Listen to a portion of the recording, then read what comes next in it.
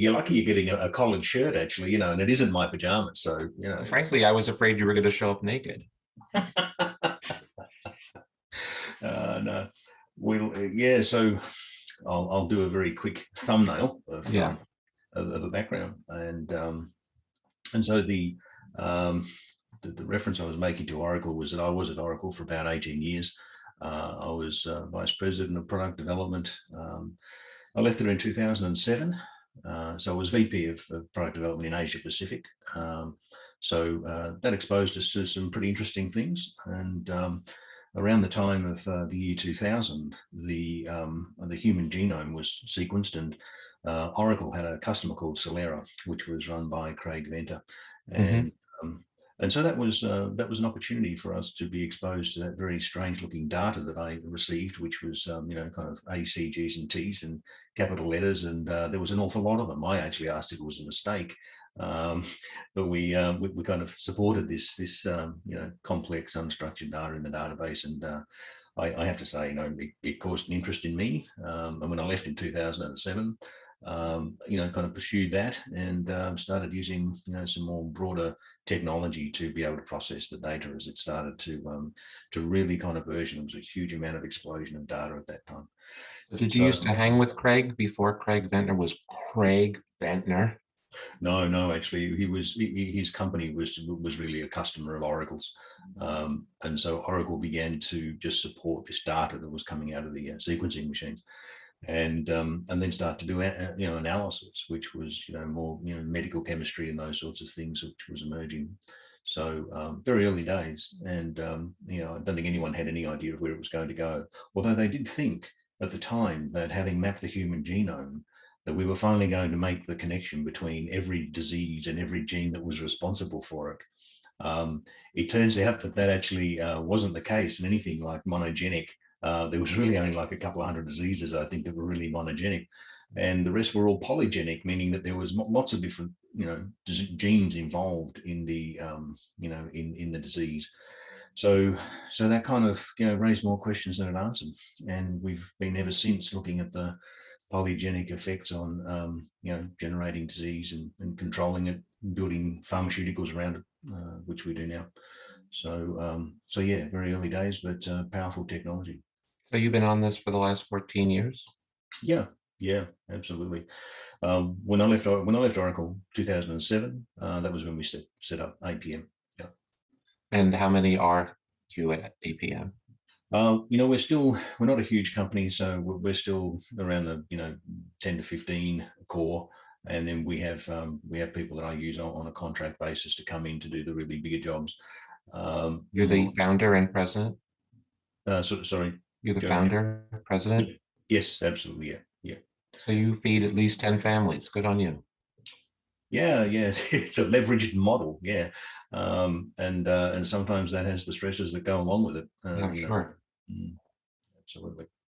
Yeah. So look, that's the background, and that was a very interesting time. We then started to run data for some of the pharma companies who were doing some early work there, and one thing led to another, and we were in the early stages of helping other companies in precision medicine develop their own algorithms, to develop their own technology. What we brought to the table was really the ability to do the enterprise clinical grade software endpoint for the scientists.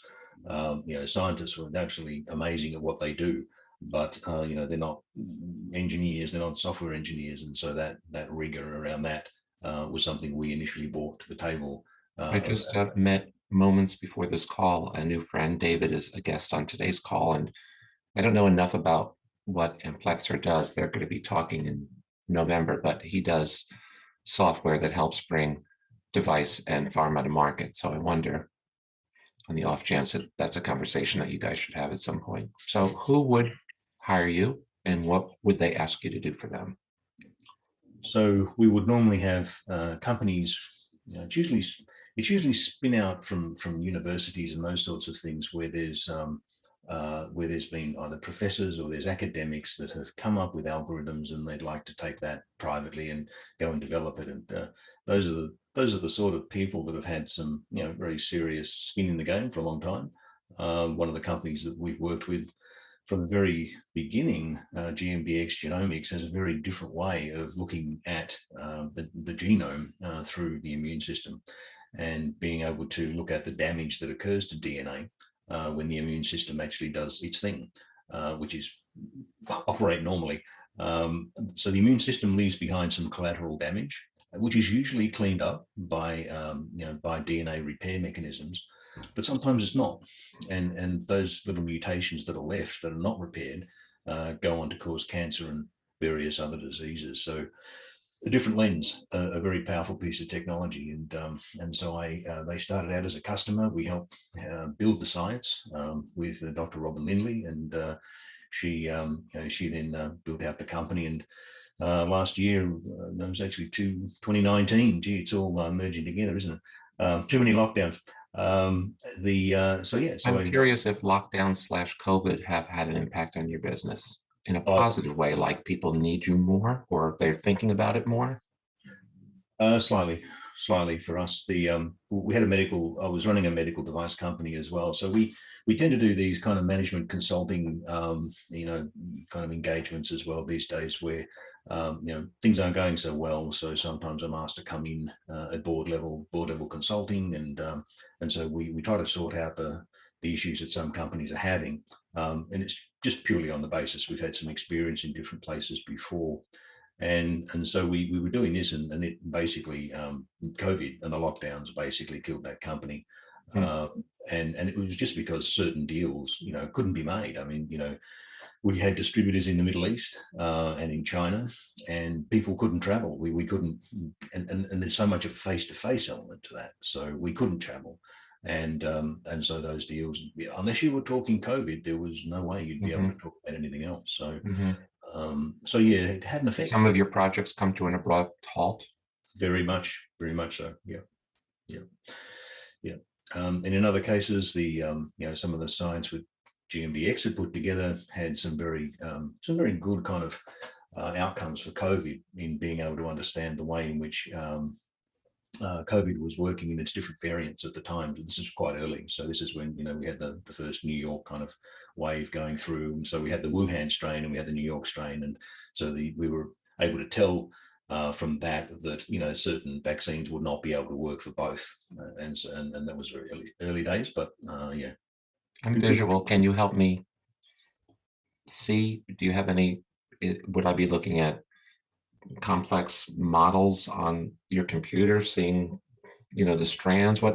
Give us a sense of how what you do gets done. That's a good question. Yeah, look, you have anything you can share on screen? I can probably show some slides around what the process. So I had some high level ones there, but to be quite honest, when you look at genomic data, it's pretty much, the raw data is comma separated. It's like a CSV file, and it's full of letters and numbers and I can visualize that. That actually have no real ostensibly no real meaning. Well, when you stick it through the process that I presume you've developed, what comes out the other end? Something I can in fact interpret. Yeah, so we end up looking at the variants, and we know what those are. We can find where the mutations are, and so you maybe have 4 to 5 million variants within the 30 billion base pairs that you have in the genome. And from that, we can look at where those variants are. And sometimes they're in regions in the genome that are not coding for proteins, but the ones that are may be in a spot where they're going to produce a bad amino acid, or not completely produce an amino acid, or not one at all. And that's a complete loss of function. So that protein won't be built properly. Is there, perhaps, unless it's proprietary, when you're taking a new client through the first wave of results and you're showing them something, is there a slide you can show us where you can say, this is what happened with your data? It would probably be in a report. You would probably see that in a report. I'd have to try and drag that up somehow or other. Okay, while you're looking, so DNA, as I understand it, is as specific as the organism from which it came. So are you getting hundreds or thousands of samples and finding what's common among them? Yeah, so it's always a comparison. So when we run your genetic data or your genome, we compare that to the human reference genome, and that's where we kind of make an alignment. Benchmark, as you will. Yeah. And there's a benchmark for the human genome? Yeah, the human reference genome. It's based on a couple of crusty old white guys.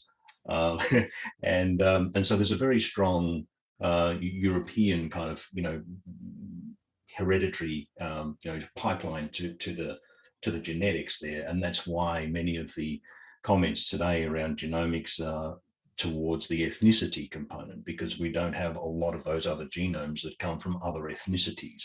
They're starting to develop now. So we're starting to see, genomes where other ethnicities are actually represented, because we know that in different ethnicities, they have different, genomic and variant profiles. Mm-hmm. And in some cases, they won't actually metabolize some drugs just purely because of those differences. I'm surprised there's not some kind of uproar. If I think about culturally here in the United States about diversity and things of that nature, for there to be, using your words, the example is the crusty old white guy. It's almost like class warfare. Like, what about us? Yeah. Is that not a vibrant conversation in your community? It certainly is. Yes, it certainly is. And so we get, in my position there's a group called Ingena, which is the Industry Genomics Network Alliance in Australia. It is an alliance of not only the pharmaceutical companies, but the diagnostic companies and various others. And we're one of the founding members of it because it's the industry pretty much coming together to say, these problems are things that need to be solved, and we need to be able to do that in an appropriate way. And so those are the kind of topics certainly that we're concerned with, and so are the research and scientists. I mean, they're certainly aware of the fact that they need to be careful of the cohorts that they're actually dealing with, and whether or not those cohorts are multi-ethnicity kind of components, or whether or not they're dealing with a specific ethnicity, and that can be very useful because you're actually using like for like. And in that sense, you're able to do more. So precision medicine is so much more about the individual. It's more about smaller cohorts, things that are not averaged out over a very large population. It's bringing us down to what's really going to be effective for you, because we now understand more about you. So that helps us to, more or less feel our way through the best opportunities for someone with a genomic profile. But it also has an implication for things such as AI. So today we use a lot of AI tools, of course, to kind of assess, analyze, correlate, all of this kind of vast data that we're getting. It's a huge amount of data. It can be up to about 800 gigabytes just for a single person once we've put it all together. And that is something that benefits from the power of AI kind of working through it as a tool. So the difficulty is that if you don't have those cohorts in your training model in the AI, then it will never be able to be effective on those that it wasn't trained on. So if I build out an AI on a particular genomic test, and the only thing it was ever trained on was white guys or whatever you want to call it, and now I go to another ethnicity, I go and truly, various areas around the world, you will find that the people there certainly will not benefit, and it will not have the same effect. So you'll get bogus information if you put different people in than it was trained on. That's a big thing for us right now. That's a big topic of ethical AI. So that's it's a major area. It's hard for me to, again, I'm trying to visualize precisely who's coming to you with all of these and how it's going to come down to this is how it's going to affect Joe Hay. This is the impact. So at the moment, you probably see it at the level of perhaps a 23andMe or an Ancestry.com or someone like that. And, yes. and so that's what a lot of people recognize. And that's because those are what we call direct to consumer companies. So you can go and get a genomic test and it'll tell you the risk for various things. It will, in some cases, be able to identify certain, polymorphisms or variants that are going to cause disease potentially. But they're typically not used in clinical environments. In a clinical sense, it will be a report that is very specific around here are the things we're finding. It could be copy number variations. It could be all sorts of things going on structurally with your genome, as well as the variants that you have. And then there will be a breakdown of the meaning. What does that mean in terms of a treatment? This might mean that, these 3 drugs won't work, or these 3 drugs will. It might mean that it's only one drug, or you may have a cancer which, for example, is at the moment non-treatable. But we can bring in all of the different things that are currently being researched on that and show you what they are. So it's a very clinician-facing product at the end of the day. Andy? Clinician users. Yeah, I understand all the stuff that you're saying, Richard, I think, but the difficulty I see is that how you can make a scalable business out of precision medicine that can then be affordable for, because really you do need to have it for lots of people in order to make a market. This is Moore's Law, I think, right? Yeah. Talk to us in 2045. Got to start somewhere. It is that, but so some examples of that, companies like Foundation Medicine and the like have really made significant amounts of money out of doing this, and it's been about providing those reports. Those reports that are being provided are several thousands of dollars each, and they are, in a lot of cases, they get reimbursed now, although that wasn't the case before. So it's very much a clinical based product, and that's where the market is. It's not a direct to consumer product, although 23andMe and Ancestry and that have done well. And you're also through that, you're raising an issue of, and I've been involved in diagnostic companies before, and frankly, it's a valley of death. All you're telling somebody is they've got a problem. Until you've got a therapy that goes with the diagnosis, you're kind of nowhere.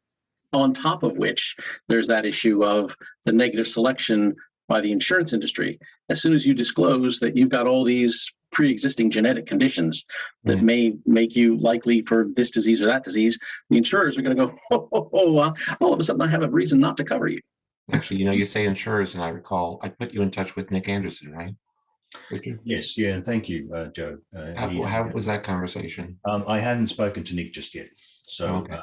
Yeah. And what's your hope there? What are the types of questions you have for my market access genius friend? Well, it's interesting. We have a platform which there's a company that I'm currently kind of heading up across in Eastern Europe, and this is a company that has produced an evidence gathering platform, and so it is very useful in health tech assessments, and especially within precision medicine. So I know that what Nick tends to do is to use things such as PubMed and those kind of resources in his work.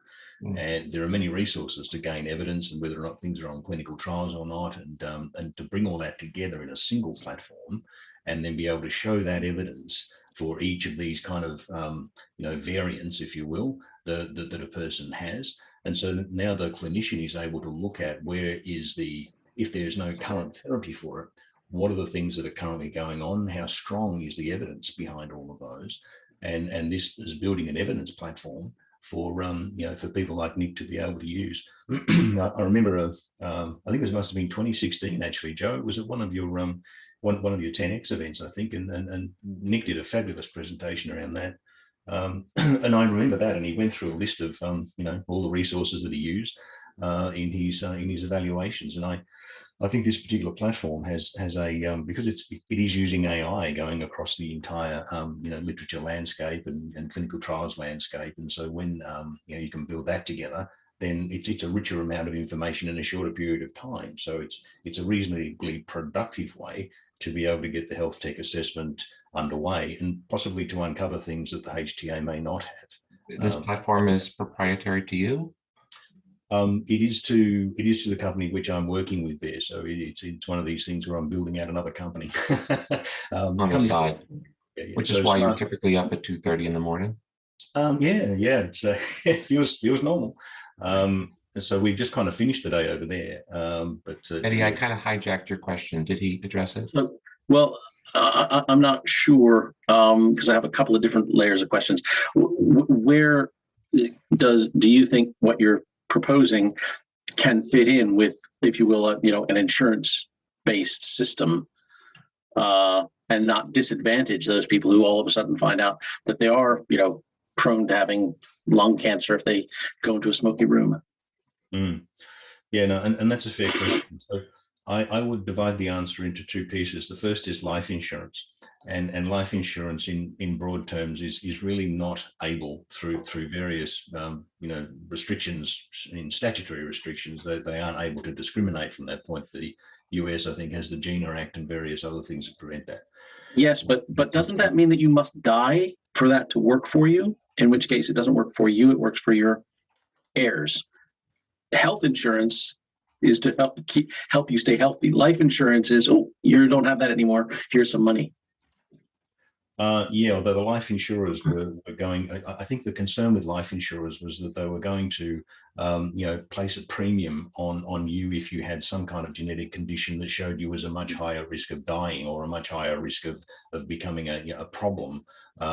However, there's some shift in thought around this, because given the smaller cohort sizes that need to be covered, then the Medicares of the world are typically driven by metrics such as ICEs and QALYs and those sorts of things, which apply to very big cohorts, and they work in big cohorts, but they don't work in the smaller cohorts that precision medicine's about.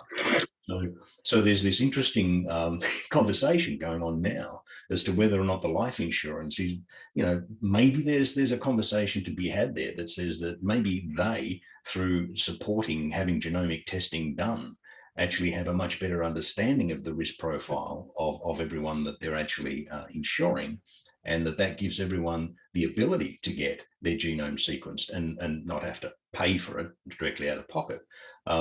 When you think about it, the life insurance company is to a certain degree kind of shoring up what they're going to be able to get in terms of premiums, because they're going to help a person stay alive. They're going to basically contribute to that person's quality of life to stay alive longer, and therefore have premiums longer. So I guess there's an argument that you could take in two different directions there. And I think this new thought is coming about because the larger entities like the Medicares of the world, their HTAs are kind of failing us because they're not able to cover these small cohorts, and that makes sense. Yeah, I mean, the thing is that you touched on very briefly an earlier point about saying how there are actually, relatively speaking, quite a limited number of single gene disease states, whereas most things are multifactorial, including environmental, right? And so that plays into an area where I'm very interested. I don't have any expertise about. Included in that is, then when you look at it from the therapeutic direction, understanding what the mechanism of action is of a drug to have an effect, and the negative side effects is a multifactorial thing as well, coming from that direction. So I do think that there's a big place for AI and huge amounts of quantum calculations to be able to try to begin to understand any of this. But frankly, I don't know. I'm not sure where that sits, unless it's inside either an insurance company or even a governmental level thing, or maybe it's a World Health Organization thing to try to understand this stuff. But there's certainly a lot of questions being asked. There's been, and probably to separate slightly, that genomics and precision medicine as a whole is seen as a huge advantage in being able to improve people's quality of lives and extend their lives, because we know more about how to treat it. We can actually have a treatment, for example, a selection of whether or not a person will respond or not to a particular immunotherapy. So those immunotherapies being like $10,000 a shot, knowing whether or not you're likely to respond or not has good economic outcomes, and it has good health outcomes, because they can have awful side effects, right? Absolutely. For some reason, every once in a while, Luke gets a little camera shy. His family is in the background. His wife is vacuuming something. He writes, is it not more that a genomic test is useful to decide whether or not a treatment is useful? And that happens today, yeah. So in fact, specific example, I am based in the UK. My wife had breast cancer in 2012. She, you're in Australia, right? Yeah. Yeah. So Joe is the only one who's in a third world country from a healthcare perspective, system perspective, amongst us, because my wife turns out she's HER2 positive. Okay. So she got Herceptin. Mm. We've never seen a bill for that. Whereas if she was in the US, Herceptin in the US, I think it's about $75,000, something like that. Sure, you can have it. Oh, it's a great drug. But, and here in the UK, yes, it's a great drug, but it's only great for a limited number of people. And so they figured out who those are, and then Maybe they that's ration why it. the human genome model is based on rich white guys. I mean, that makes sense, right? What's the point of doing it for the poorest of the poor? This is a joke, folks. Because the poorest of the poor are the ones who obviously work the most and pay the most in taxes, according to a lot of the recent news. So the rich guys really need those people to live. Fair enough. Rich, I want to make sure, because I was talking with David earlier today about, when we have these calls, at the end, we are all able to say, yeah, I know a guy who. And if somebody used the keywords precision and medicine or human and genome together, I could say, oh yeah, I know a guy, but I don't really get who I should send your way. Can you help us understand that better about really the actual day in, day out work that you are doing? What is the benefit that your client customer will realize when they work with Rendell Associates and Sons? Thanks, Eddie. Yeah, and that's a good question, Joe. So we have, I would say that if there are people who are currently developing genomic algorithms, for example, developing genomic tests for specific purposes, and there may not be many of them in the cohort here, but nonetheless, they are typically the people that we have worked with. So they're, as I said before, typically scientists that have come up with various algorithms and have been successful in getting some pre-validation, and then ultimately looking for a way to commercialize that. So commercializing that science is really what we're doing. That's how we're helping them. We're helping them develop that algorithm, validate it, and go through the process of building it out into some robust software, because a lot of this stuff that they work on is spreadsheets and a bit of open source code, a bit of hacked code here and there. You don't send patients through that. So we build the system around it in a robust way so that it can be integrated in with labs. So we would integrate with your LabCorps and your Quests and Tempuses and those sorts of companies, for example, bringing a test algorithm to the table that they could actually use. And that algorithm may have been developed by us, or it may have been developed by one of our customers. So it's a very leading edge kind of thing, because there's not everyone. I was thinking that, and I'm wondering if everyone on the call shares this. It feels so avant-garde that it's hard for us to relate to a benchmark, like, just like this, you're bringing a type of testing that was not previously available. Now, when you said 23andMe, I could relate to that. We've had that test, we got the results back, and Eddie was like, how do you scale that kind of thing? I'm imagining, if it's not already the case, where hospitals are taking DNA samples and sending them off. Yeah. Yep. And it's when they send them off, they're sending them off, as you said, to the LabCorps and the Quests. Yep. Is it that your ideal client would be, a LabCorp would license the technology that you built? That's right. Yeah. And is that in your pipeline as a realistic, like, that's the gorilla, Yeah. And what the LabCorps and Quest are looking for is something that's had at least some analytical validity created. So you have to have gone a certain way to show that this has, it's showing from an analysis point of view that it's performing. We're able to detect these variants and associate them with a disease and get an outcome that says you should do this or do that in the treatment, for example. And so before you talk to them, you need to have something that you actually can prove and say, this is working, and here's how we've done this. And then you've got a conversation to have. And we've done this in a couple of occasions with them and with some other clear and CAP-based labs in the US. And that's usually the pathway. So we're helping them we're helping our customers validate first, or if it's us direct, we'll validate first, and then we'll go and talk to them and say, look, we have this, we validated on these groups of patients. We've worked with a research hospital We've validated that what this test does is actually repeatable. It does what we says it does, and then we can prove that to them. Then they'll do an analysis, and we can do a licensing arrangement on that. I need to interrupt. I knew I would do well to invite Dwayne to this call. Dwayne, would you tell him what you just wrote me? Yeah, I work at LabCorp. So if you need an intro, just let me know. More than happy to do that for you. I'm on the LabCorp medical device diagnostic development team, so doing more of their CRO services. But I get leads all the time for people who don't actually need me. They just want introductions to LabCorp. So happy to do it. Yeah, no, thank you, Dwayne. That's absolutely fabulous. That is really good. And I think that just paid for your subscription for the month. Is that right, Richard? Oh yeah, and then some. Yeah. Oh no, you'll get next month's for sure. No worries. Fair enough. Fair enough. Thank you. Just bought me an extra couple of bucks, Dwayne. Thank you very much. Welcome. Thank you, Dwayne. Thank you. You bet. Yeah, just reach out to me on Slack, and then we could take the correspondence to my LabCorp email. No problem. Thank you. Appreciate that, Dwayne. Safe driving wherever you're going there. That's good. I love when that happens. Yeah, that's fantastic. Yeah, these are and that's the kind of context that we would, and we have spoken to LabCorp before. I know that my friends at GMDX had some reasonably good contacts across the board there. The CEO of GMBX used to run a lab in the US some years ago.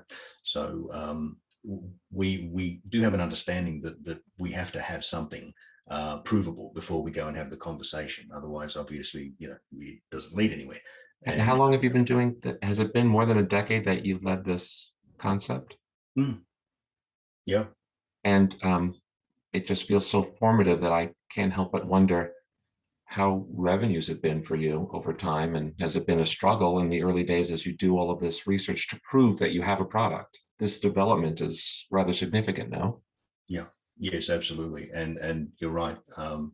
The personal costs are all pretty high. Family costs are high. I mean, we went through a very particularly difficult period, and having left Oracle and come out of the corporate world and going into something which was so relatively new and leading edge.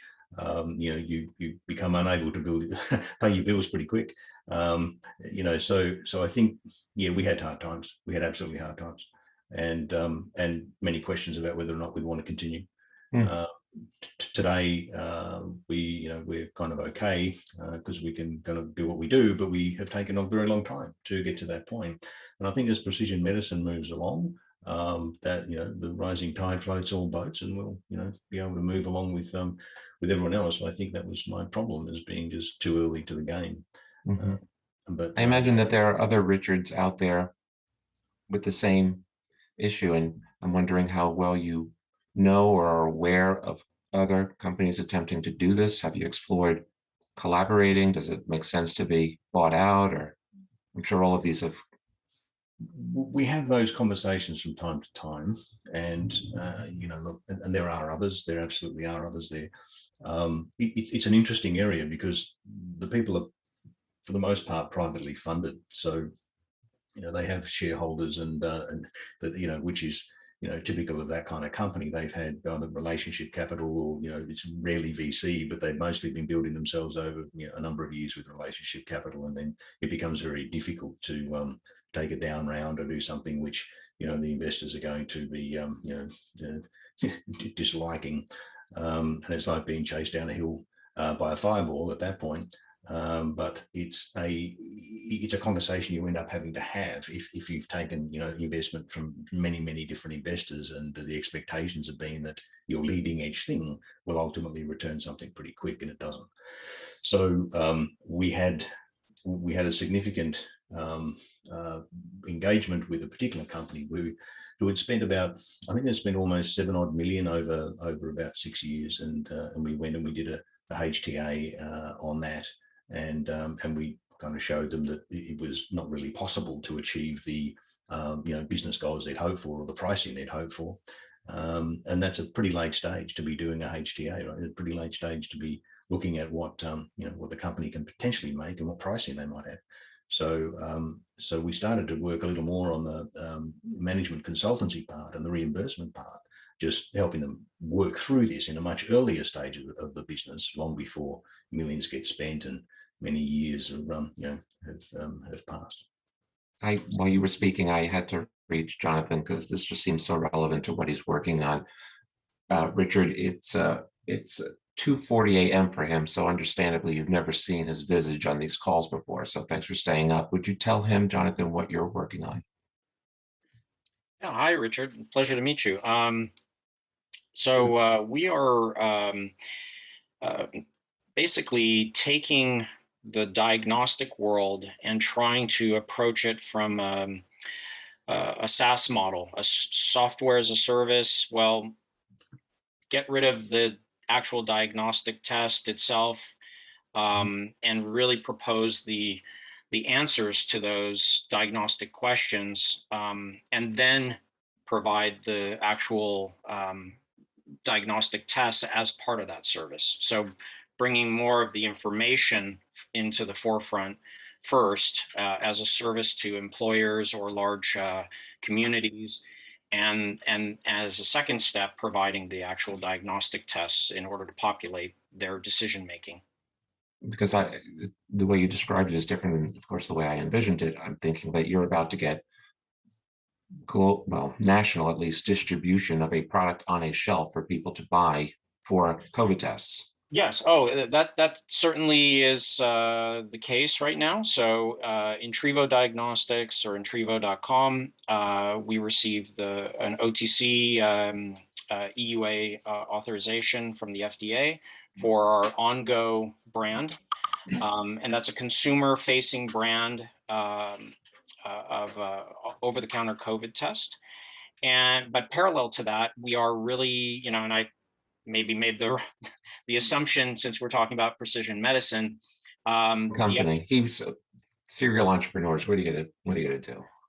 The principal idea is that we have two things running in parallel. One is an over-the-counter test, which basically democratizes the diagnostic world, gets it out of the hands of, burdensome systems and puts it in the hands of consumers.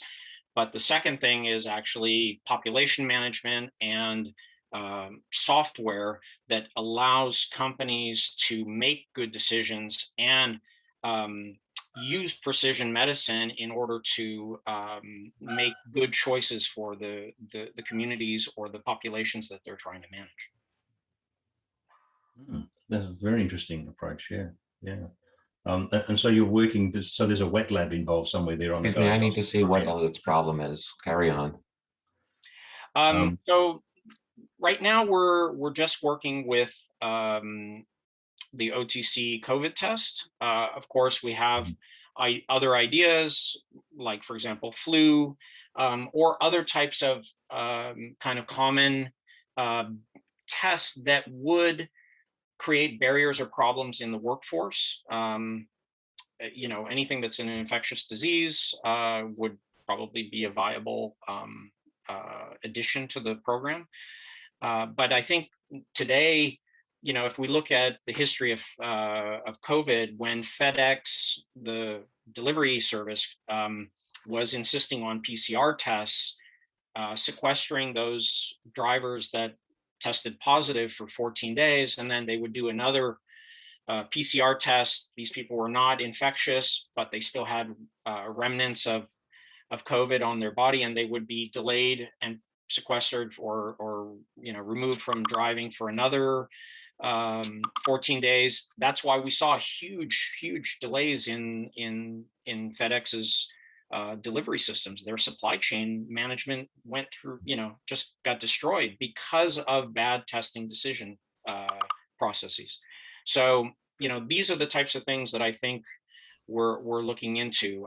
Universities, you have classrooms with 300 students, and you have people who are moving from one population group to another population group. How do you keep track of all of that, as a healthcare provider or as a administrator for a HR department, somebody who's managing a warehouse, or any other type of large environment? We want to, bring those types of solutions, to that those populations or the people who have to manage those populations without stopping supply chain or unfairly stopping children from being able to attend classes in person. Jonathan, have you spoken with Paul D'Souza yet? No, I haven't. Okay, maybe that has to happen. He's all about supply chain. If you're having any kind of, I think I remember him doing a presentation. he's the guy with the hat. Yeah. Yeah, well, a fancier mini gallon hat. Right, right. Richard, do you find a connection here? Is there something that makes logical sense for you guys to follow up on after this call?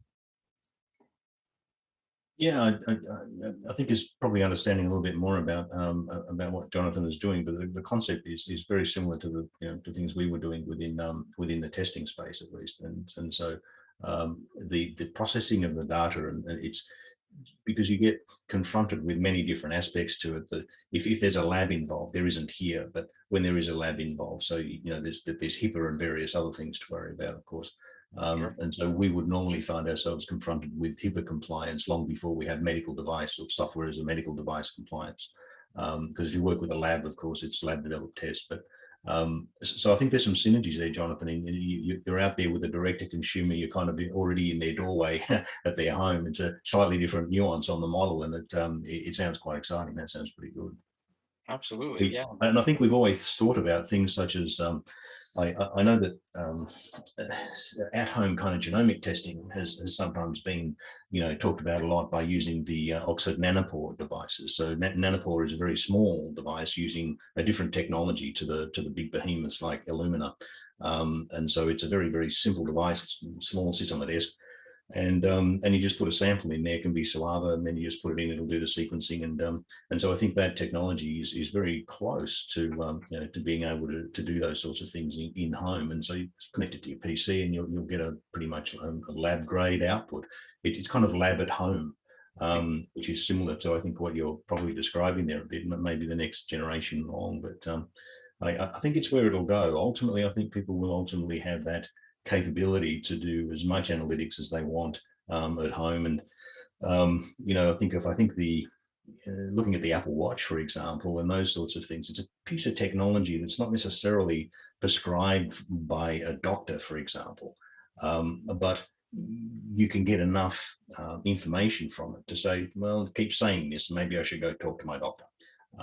And I know the doctors have been annoyed by all of that because they get all these false positives, but still in all, for the ones that it does pick up, I mean, the doctor's going to put a Holter monitor on you. They're just going to do the standard thing, and they're going to, put a device on you. But you went there, which perhaps otherwise you wouldn't have. So I think this whole idea of diagnostics at home is great.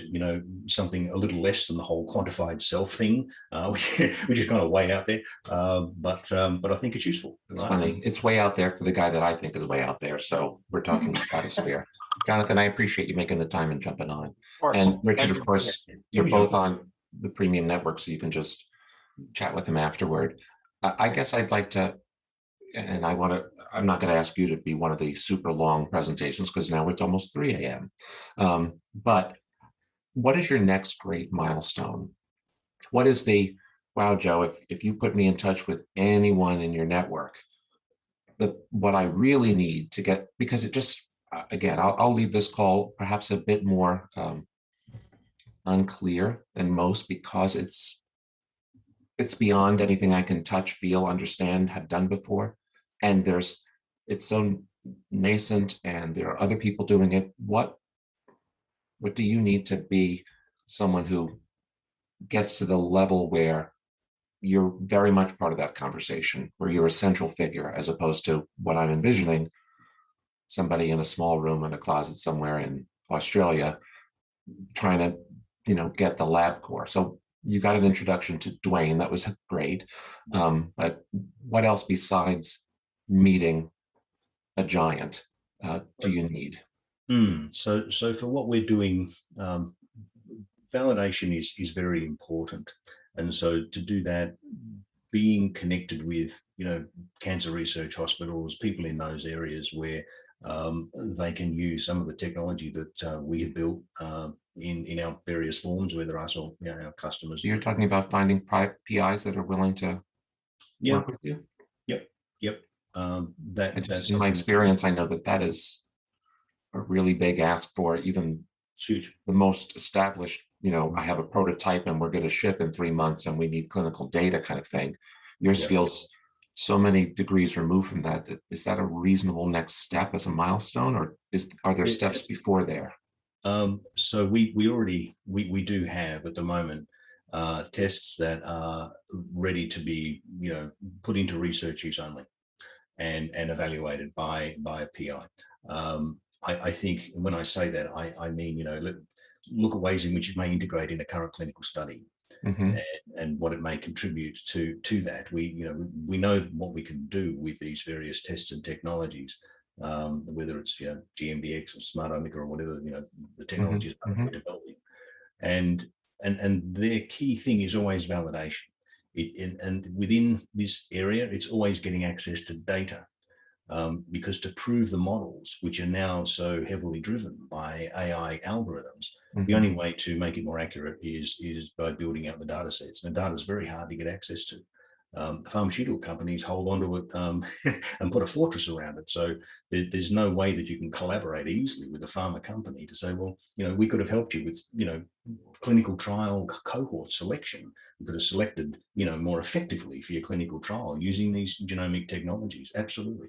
But it's very hard to collaborate because they don't have the consent of the patients to be able to then on-share their data in any way. And that's a very common roadblock. So these are the problems that I have to try and sort out, on a daily basis. Now, who do we work with next? Who can we work with next? Who's willing to be able to, take a preclinical asset and be able to use that in research use only in order for us to, move forward together and be able to prove that this test works and has a benefit to a patient. I mean, we'll ultimately have a benefit to someone, in treatment, prevention, or we may be able to show that their cancer is going to progress very fast. And so you take a different treatment sequence because of that. And these are the things that are, they're very hard nuts to crack, but we have some already in place. GMDX has, Kansas Medical Center there, the Children's Medical Center. So we have done some, and the labs, so sometimes the labs like to collaborate on very specific things that they see, we may have that may be complementary to their current menu of tests. And we can only know that through conversations, of opening up those conversations and saying, well, look, we can add to the menu basically of the tests that you currently have. We may need to work with a partner, a lab, for example, on being able to develop that test a little further together before it's ready for prime time, but that's what you collaborate for. It sounds to me as though the best way my network could possibly help you is introductions to key people at various organizations. So if you could help, maybe by when time allows, sending over Slack Premium to me, kind of a scope of who those people are, companies, titles, etc. That could be a way that I might be able to help you further. I'm going to bring, before we part, Jonathan has something else to contribute. And of course, if anyone else does, David, I know you're a guest, but if you had something you wanted to contribute or say directly with Richard, I'll happily bring you on. Jonathan, you're back. Yeah. I was going to say that a good example that I saw years ago was a company that was trying to measure breath-based aldehydes in relation to oxidative stress, and they were playing the consumer-forward approach for oxidative stress in relation to general health and wellness. And parallel to that, they had a whole team of scientists studying C9 aldehydes related to esophageal cancer. And because the consumer model is so voluminous and so willing to, share their information, and they're opting into a certain cursory level of feedback around their health and wellness, it allowed some of the data scientists to look at peaks and valleys in the levels of something that was perhaps a little bit more studied, but needs a lot more data and didn't have that access without a very sophisticated study. And we all know that trend analysis is helpful. It can help maybe mitigate spending a lot of money on a pathway that maybe doesn't lead anywhere. And it could also maybe put some attention to where we need to study. If you're going to spend a couple $1 million on a good research program, you want to spend it wisely. So I see a lot of opportunities to cross over between consumer and more of the rigors of the scientific community and the more serious medical questions. And we can see that in all sorts of measures. It could also be we're working on another project related to fatigue, physical fatigue, muscular fatigue, peripheral fatigue versus central fatigue. And we have the ability to measure that quite accurately. And at the same time, there's probably tons of other medical applications, but we're going to go into the sports market because, of course, they've been demanding this for years, and we've cracked the code. So will we provide the medical community with really great value? Absolutely, but we're going to get the volume first, and there's a community that's ready to pay literally tens of thousands of dollars to have one of those pieces of equipment in every one of their training facilities, and athletes that are willing to pay every day to be tested, maybe even multiple times per day. Why wouldn't we take advantage of that willingness of those populations rather than fight the hard battle of trying to get the research going on in an area where there's a lot of suspect and there's a lot of well, that won't work, and it's night and day in terms of attitude, but the data is the data. I think I'm hearing you say that a way for him to get access to that kind of scale of data is to go as more of a direct to consumer play, and then use the data, of course, inform them and aggregate the data to be able to present to the huge accounts he seeks at some point. I think it's always a worthwhile exercise to look at the areas that you're seeking to provide and see if there is a consumer-based equation. Yeah. Is that an avenue you've considered, Richard? In some cases, yes. Clearly,